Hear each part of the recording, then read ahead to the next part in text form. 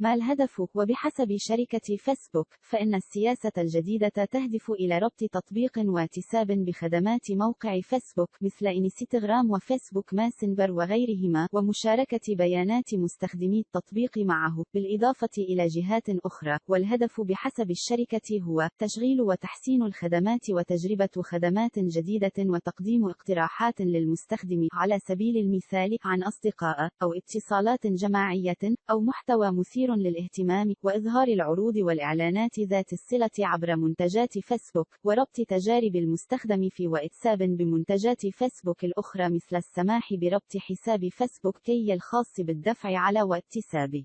هذا الربط هو ما أطلق عليه مارك زوكربيرغ المدير التنفيذي لشركة واتساب مصطلح interoperability أو التشغيل البيني، حسب ما كتب في منشور سابق قال فيه: مع إمكانية التشغيل البيني، ستكون قادرا على استخدام واتساب لتلقي الرسائل المرسلة إلى حسابك على فيسبوك دون مشاركة رقم هاتفك. وفي المعاملات التجارية لن يضطر المشتري إلى القلق بشأن ما إذا كنت تفضل أن يتم إرسال الرسائل على شبكة أو أخرى. ومن المقرر أن تطبق سياسة الخصوصية الجديدة في 8 فبراير شباط 2021، وليس لدى المستخدم خيار سوى أن يقبل بها أو يتم إلغاء حسابه على تطبيق واتساب. شكرا لكم على المشاهدة.